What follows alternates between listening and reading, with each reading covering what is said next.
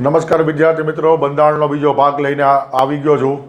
તો ચલો વિદ્યાર્થી મિત્રો, આ બધી પ્રાથમિક માહિતી છે કે જે હરફનમોલા છે, દર વખતે પૂછાતી જ હોય છે, બરાબર.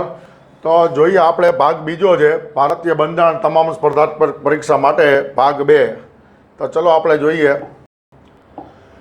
બંધારણની મહત્વની બાબતો, એવું મેં હેડિંગ આપેલું છે. તો તમને આવા પણ પ્રશ્ન પૂછાઈ ગયેલા છે કે અંગ્રેજી ભાષામાં જે કોન્સ્ટિટ્યુશન શબ્દ છે એની ઉત્પત્તિ કઈ ભાષામાંથી થઈ? તો એની ઉત્પત્તિ થઈ લેટિન ભાષામાંથી. ક્યાંથી? લેટિન ભાષા. લેટિન ભાષાનો કયો શબ્દ હતો? કોન્સ્ટિટ્યુટ. કોન્સ્ટિટ્યુટ લેટિન ભાષાનો શબ્દ હતો, તેમાંથી કોન્સ્ટિટ્યુશન શબ્દની ઉત્પત્તિ થઈ છે. તો યાદ રાખજો, કોન્સ્ટિટ્યુશન બરાબર લેટિન, જેનો અર્થ શાસન કરવાવાળાનો સિદ્ધાંત તેવો થાય છે. કોન્સ્ટિટ્યુટનો મતલબ શું થાય? શાસન કરવાવાળાનો સિદ્ધાંત એવો થાય છે. હવે જો ભારતનું બંધારણ વિશ્વના તમામ દેશોમાં, અહીંયા મેં લખ્યું છે દેશોમાં, સૌથી લાંબુ અને લેખિત બંધારણ છે. It is the lengthiest and written constitution. ભારતનું બંધારણ કેવું છે? સૌથી લાંબુ અને લેખિત બંધારણ છે, જેમાં 1,46,000 શબ્દો છે, પરંતુ 2 ભાષામાં લખાયેલું છે. હસ્તલેખિત છે, કેલિગ્રાફીથી લખેલું છે, જેમાં હિન્દી અને અંગ્રેજી બંને થઈને સરેરાશ 1,46,000 શબ્દો છે. અહીંયા મેં દેશોમાં એની ઉપર શું કામ ભાર મૂક્યો, બરાબર સમજજો. પરંતુ વિશ્વનું સૌથી લાંબુ બંધારણ, હું શું બોલું છું? વિશ્વનું સૌથી લાંબુ બંધારણ અથવા મોટું બંધારણ, વિશ્વનું સૌથી મોટું બંધારણ તો કે કોનું? હું એમ બોલું છું કોનું, કયા દેશનું એમ બોલતો નથી. એનું કારણ તો કે અમેરિકાનું એક રાજ્ય છે, યુએસએનું રાજ્ય છે. આ રાજ્યનું નામ છે અલાબામા. અલાબામા રાજ્યનું છે. તો અમેરિકામાં 50 રાજ્યો છે, 50 રાજ્યોને પોતાનું અલગ એક બંધારણ છે, કારણ કે સમવાયતંત્રી દેશ છે, સંપૂર્ણ સમવાયતંત્રી. આગળ હું વ્યાખ્યા સમજાવેલી છે કે સમવાયતંત્રી એટલે શું. તો વિદ્યાર્થી મિત્રો, જોવા જઈએ તો અમેરિકામાં કુલ કેટલા બંધારણ થયા? 51. દરેક રાજ્ય 50 રાજ્યનું એક અને દેશનું એક, મતલબ દરેક રાજ્યોએ પોતાની જોગવાઈ કરી રાખેલી છે. વિશ્વનું સૌથી મોટું બંધારણ પૂછાય તો state of Alabama, ALABAMA, Alabama, અમેરિકાનું રાજ્ય. પણ વિશ્વનું સૌથી તમામ દેશ, કયા દેશનું સૌથી મોટું? તો ભારતનું આવશે. એટલે બરાબર સમજો, આ ટ્રિકી ક્વેશ્ચન રહેશે. તો વિશ્વનું સૌથી મોટું બંધારણ યુએસનું રાજ્ય અલાબામા છે, એનું છે, એમ કહેવા માંગે. ચલો નેક્સ્ટ જોઈએ. હાલમાં ભારતના બંધારણમાં કુલ 444 આર્ટિકલ છે, બરાબર, કે જેની અસર આપણે સરકાર આપતી હોય સતત, જેના મુજબ સરકાર જે છે એ સર્ક્યુલર વટહુકમ બહાર પાડી શકતી હોય તેવું. શરૂઆતમાં 395 આર્ટિકલ હતા. આ ધ્યાન રાખજો, શરૂઆતમાં 395, હાલમાં 444. હાલમાં કુલ 25 ભાગ છે. કેટલા છે? 25 ભાગ. આ બધી પ્રાઇમરી ઇન્ફોર્મેશન તમારી પાસે હોવી જ જોઈએ. જેમાં મુખ્ય ભાગ 22 છે, 22 મેઇન પાર્ટ્સ આર ધેર. પેટા ભાગ છે કુલ, ખાસ યાદ રાખજો, પેટા ભાગ આ પણ પૂછી શકાય. પેટા ભાગ છે, સૌથી પહેલા આવશે 4A, 9A, 9B અને 14A, બરાબર સમજો. કુલ કેટલા ભાગ છે? 25. મુખ્ય ભાગ 22. પેટા ભાગ કેટલા? 4. તો તમને પ્રશ્ન થાય કે 22 + 4 બરાબર 26 થાય, પણ ના. નીચે જુઓ, ખાસ નોંધ મેં લખેલી છે, ખાસ નોંધ. ભાગ 7 રદ કરવામાં આવ્યો છે. ભાગ 7 રદ કરવામાં આવ્યો છે, બરાબર. તો 7 ઓલરેડી રદ થઈ ચૂક્યો છે, એટલે 26માંથી 1 જાય તો હાલમાં કેટલા રહ્યા? 25 ભાગ. આ તમને ખબર હોય છે, 7 રદ થયો છે, બરાબર સમજો. આગળ મેં ભાગનું એક સેપરેટ બનાવેલું છે ચેપ્ટર, એની અંદર મેં ડિસ્કસ કરેલું છે કે ભાગ 7 ક્યારે રદ થયો, કયા સુધારા દ્વારા રદ થયો વગેરે. બંધારણમાં હાલમાં કુલ કેટલી અનુસૂચિ છે? 12. અનુસૂચિને શું કહેવાય? શેડ્યુલ કહેવાય. શું કહેવાય? શેડ્યુલ્સ પણ કહી શકાય. અચ્છા, અનુસૂચિ શું કામ કરે? તો કે વિદ્યાર્થી મિત્રો, જ્યારે બંધારણ જે છે એ તમામ પ્રકારની જોગવાઈ કરે છે. જો કોઈ એક જોગવાઈ પોતે જ વિષય હોય તો તમામ વિષય બંધારણની અંદર સમાવી ન શકાય, બરાબર. માટે એના માટે એક અલગ અનુસૂચિ રાખવામાં આવે, અલગ નાની હેન્ડબુક કે પુસ્તિકા રાખવામાં આવે. જો તમારે તેના વિશે જાણવું હોય, એ વિષય વિશે, તો જ તમે એ પુસ્તિકા કે શેડ્યુલને તમે વાંચી શકો. તો માટે જ્યારે વિષયની અંદર વિષય આવતો હોય, મોટા વિષયની અંદર નાના નાના વિષય આવતા હોય, ત્યારે એને અનુસૂચિ રૂપે ભાગ પાડવામાં આવે. અચ્છા,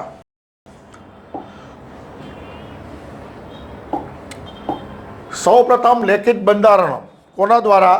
તો કે અમેરિકા દ્વારા લેખિત બંધારણ અમેરિકા દ્વારા 1787માં ફિલાડેલ્ફિયા સંમેલન પછી બનાવવામાં આવ્યું. બરાબર, બનાવવામાં આવ્યું એમ હું કહું છું. બરાબર સમજો, પરંતુ બરાબર સમજો, અહીંયા કન્ફ્યુઝ ન થતા વિદ્યાર્થી મિત્રો. સૌ પ્રથમ લેખિત બંધારણ બનાવી અને લાગુ કરવાવાળો દેશ ફ્રાન્સ. બનાવી અને લાગુ કરો, સાલ છે 1789. આ યાદ રાખજો, સૌ પ્રથમ લેખિત બંધારણ બનાવી અને લાગુ કરવાવાળો દેશ ફ્રાન્સ 1789. પરંતુ એ જ સાલમાં 1789માં તે અમેરિકાએ બંધારણ, જો બરાબર સમજો, સંમેલન પછી બનાવવામાં આવ્યું, મેં એમ કીધું છે, લાગુ કરવામાં આવ્યું એમ હું નથી કહેતો. બરાબર, ભારતમાં બંધારણ બનાવવાની કાર્યવિધિ જે પૂર્ણ હતી એની એક અલગ તારીખ છે અને લાગુ કરવાની અલગ તારીખ છે. તો લેખિત બંધારણ સ્વીકારવામાં આવ્યું ફિલાડેલ્ફિયા સંમેલનમાં. આ તમારો જવાબ છે. કયા સંમેલનમાં? તો કે ફિલાડેલ્ફિયા. કઈ સાલ? તો કે 1787. વિશ્વને સૌથી પ્રથમ ખ્યાલ દેશ કોણ? બંધારણનો ખ્યાલ આપનાર દેશ? તો કે અમેરિકા. અચ્છા, વિશ્વમાં સૌ પ્રથમ લેખિત બંધારણ લાગુ કરનાર દેશ કોણ? તો કે ફ્રાન્સ. આ એક ધ્યાન રાખજો. બંધારણનો ખ્યાલ આપનાર દેશ અમેરિકા, લેખિત બંધારણ લાગુ કરનાર દેશ 1789માં ફ્રાન્સ. અને એ જ સાલમાં અમેરિકાએ પણ લેખિત બંધારણ લાગુ કર્યું. તો અમેરિકાની પણ સાલ આ જ આવશે, અમેરિકા.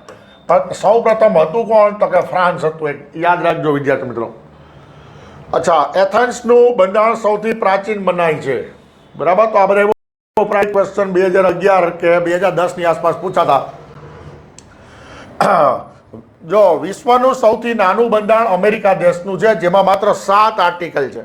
તો મેં હમણાં જ આપને કહ્યું કે અમેરિકામાં કુલ 50 રાજ્યો છે. 50 રાજ્યોને પોતાનું અલગ બંધારણ છે.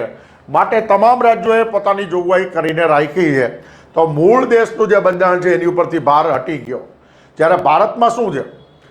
તો કે ભારતમાં કેન્દ્ર સરકારની જોગવાઈ, રાજ્ય સરકારની જોગવાઈ, અચ્છા 3 પંચાયતની જોગવાઈ, નગરપાલિકાની જોગવાઈ, મહાનગરપાલિકાની જોગવાઈ, લશ્કરી છાવણી વગેરે વગેરે અસંખ્ય જોગવાઈ છે.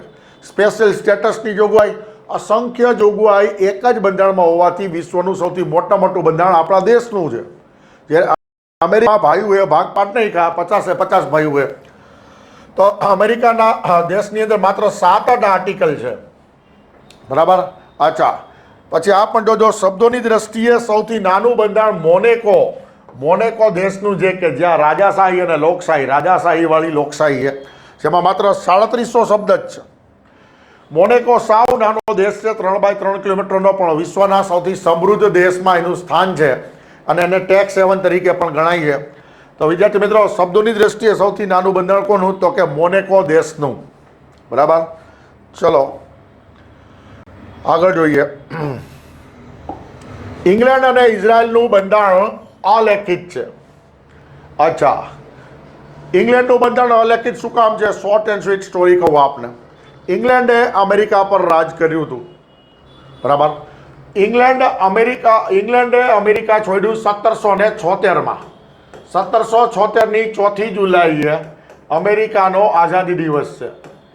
બરાબર, અમેરિકાની આઝાદી ક્યારે મળી? 1776ની 4મી જુલાઈ. ઇંગ્લેન્ડે અમેરિકા પર રાજ કરેલું. બરાબર, અચ્છા, હવે અંગ્રેજો અમેરિકા છોડીને જતા રહ્યા. ઇંગ્લેન્ડની અંદર ત્યારે રાજાશાહી મતલબ રાણીનું શાસન હતું. બરાબર, અમેરિકાવાળાએ સુંદર મજાનું બંધારણ બનાવ્યું કે જેનો ઉપયોગ કરવાનું મન રાણીને પણ હતું. પણ રાણીને એક અહમ હતો કે જે દેશ પર રાજ કર્યું, બરાબર, એનું જ ડોક્યુમેન્ટ આપણે બેઠે બેઠું સ્વીકારી? તો કે ના, બેઠે બેઠું નથી સ્વીકારવું. અચ્છા, લેખિતમાં હોય તો ખબર પડી જાય કે ભાઈ અમેરિકાના બંધારણમાંથી આ જોગવાઈ લીધેલી છે, એની નકલ કરી વગેરે વગેરે. તો રાણીએ શું કર્યું? બરાબર સમજો. હા, ભારતની અંદર કાયદો અને બંધારણ અલગ છે, જ્યારે ઇંગ્લેન્ડમાં આજની તારીખે પણ બંધારણ અલેખિત છે, પરંતુ જુદા હજારો કાયદાની કલમ 2ની અંદર ઇંગ્લેન્ડના લોકોએ બંધારણીય જોગવાઈ મૂકી દીધી. મતલબ દરેક કાયદાની કલમ 2 એટલે બંધારણ, પણ બંધારણ એક લીટી છૂટું જુદા કાયદામાં વહેંચાયેલું છે ઇંગ્લેન્ડમાં. બરાબર, માટે ઇંગ્લેન્ડમાં આજે પણ તમને ઓથેન્ટિકેટેડ ગવર્મેન્ટ કોપી બંધારણની મળશે નહીં. પણ હા, કોર્ટમાં ચર્ચા દરમિયાન એમ કહી શકાશે કે આ કાયદાની કલમ 2 એટલે બંધારણીય જોગવાઈ એમ કહી શકાશે. સમજાણું? ઇઝરાયલનું બંધારણ એઝ યુ ઓલ નો કે ઇઝરાયલ છે સતત યુદ્ધગ્રસ્ત રહ્યું છે અને સતત કટોકટીનો માહોલ હોય છે. અને માટે બરાબર સમજો વિદ્યાર્થી મિત્રો કે જો મેં આપને મોટે મોટો વાયદો કર્યો હોય તો તમે માગણી કરી શકો, પરંતુ મેં લેખિતમાં કંઈ કીધું હોય તો તમે મને દાવો કરી શકો મારા માટે, મારી ઉપર. તો માટે ઇઝરાયલની જે સરકાર છે એ નાગરિકોને બંધારણ કે મૂળભૂત અધિકાર લેખિતમાં આપતું જ નથી. શક્ય તેટલી સગવડતા આપવાની કોશિશ કરે છે, કારણ કે બરાબર સમજો લેખિતમાં કંઈક હોય તો દાવો થઈ શકે, અને એ લોકોની તમામ પરિસ્થિતિ તમામ સમયે સરખી હોતી નથી.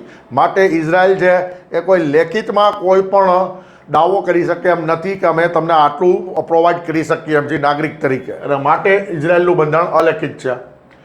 જ્યારે ન્યૂઝીલેન્ડનું બંધારણ છે એ અર્ધલેખિત છે. એનું કારણ શું? તો કે 1992 સુધી ન્યૂઝીલેન્ડ જે છે એ યુકેનો ભાગ ગણાતું, યુનાઇટેડ કિંગડમનો ભાગ ગણાતું. બરાબર, મતલબ બ્રિટનની રાણીનું શાસન એના પર હતું, ન્યૂઝીલેન્ડ પર. તો જ્યાં સુધી હતું ત્યાં સુધી બ્રિટનની સ્ટાઇલ મુજબ એને મૌખિક રાખ્યું, અને ત્યારબાદ એમને અમુક જોગવાઈ લેખિતમાં રાખેલી છે. માટે સેમી રિટર્ન, હાફ રિટર્ન છે ન્યૂઝીલેન્ડનું બંધારણ. એટલે સૌથી વધારે મોસ્ટ આઈએમપી ટોપિક હવે એમ કહી શકાય કે અહીંથી બંધારણ ચાલુ થાય છે. અહીંયા મેં આઈએમપી લખેલું જ છે. વહીવટના આધારે, શેના આધારે બરાબર સમજો, લખેલું છે વહીવટના આધારે. વિશ્વમાં બંધારણની 2 પ્રણાલીઓ છે. કેટલી છે? 2 પ્રણાલી. એમાં પહેલી પ્રણાલી છે એકીકૃત, જેને યુનિટરી કહેવાય, UNITARY, યુનિટરી કહેવાય. અને બીજું સમવાયતંત્રી છે. સમવાયતંત્રીને ફેડરલ કહેવાય. શું કહેવાય? સમવાયતંત્રીને ફેડરલ સ્ટ્રક્ચર કહેવાય. બરાબર. અચ્છા, તો હવે હું આપને સમજાવું છું ક્વેશ્ચન મૂકીને કે બંધારણની એકીકૃત પ્રણાલી એટલે શું. તો તમે એકીકૃતનો મતલબ થાય એક અથ્થું.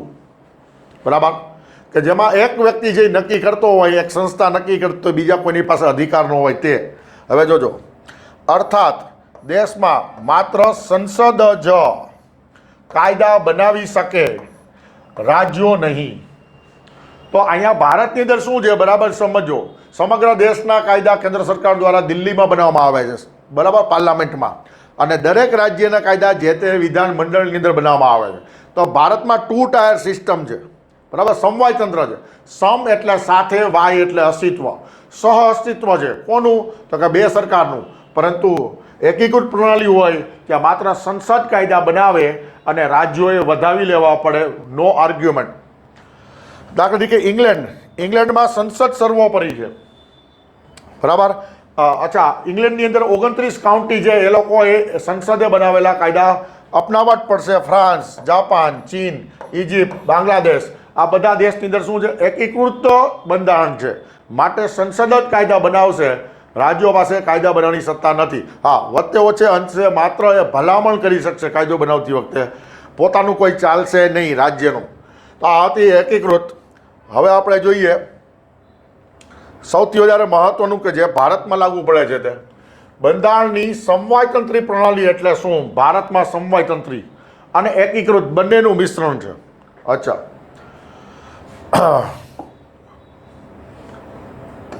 બંધારણની સમવાયતંત્રી જે દેશમાં સંસદ સમગ્ર દેશ માટે, જો અહીં લખ્યું સંસદ સમગ્ર દેશ માટે અને રાજ્યો પોતાના રાજ્ય માટે, એમ બંને કાયદો બનાવી શકે. બંને, બરાબર, કેન્દ્ર સરકાર અને રાજ્ય સરકાર બંને બનાવી શકે, તેને સમવાયતંત્રી પ્રણાલી કહેવાય. તરીકે ભારત, તો કે ભારતમાં બંને બનાવી શકે. America, Canada, Germany, Australia, Brazil, આ બધા દેશો કેવા કહેવાય? સમવાયતંત્રી પ્રણાલી કહેવાય. હવે હું ભારત માટે કહું, બરાબર સમજો, ભારત માટે શું લાગુ પડશે? ભારત માટે તો કે ભારત સમવાયતંત્રી છે, કે જેમાં કેન્દ્ર અને રાજ્ય બંનેનું ચાલે. બરાબર, સમવાયતંત્રી છે તો કે આ પ્લસ એકીકૃત પણ છે. બરાબર, એકીકૃત એટલે શું? તો કે જેમાં માત્ર ને માત્ર કેન્દ્ર સરકારનું જ ચાલે કાયદો બનાવતી વખતે. તો બંને મિશ્રણ છે, કેન્દ્ર બનાવે, રાજ્ય બનાવે. અમુક સમયે અમુક વિષય મુજબ માત્ર કેન્દ્ર બનાવશે, રાજ્ય સ્વીકાર કરવો પડશે. બરાબર સમજો, સમવાયતંત્રી એટલે કેન્દ્ર સરકારી કાયદો બનાવી શકે, રાજ્ય બનાવી શકે, અથવા બે ભેગા થઈને પણ બનાવી શકે. તો કે હા. પણ જ્યારે અમુક કાયદા એવા છે કે જે એકીકૃત છે અને માત્ર ને માત્ર કેન્દ્ર સરકાર બનાવશે અને રાજ્ય સરકારે અપનાવવા પડશે. તો ભારતમાં બંને પ્રણાલી છે, સમવાયતંત્રી છે અને એકીકૃત છે.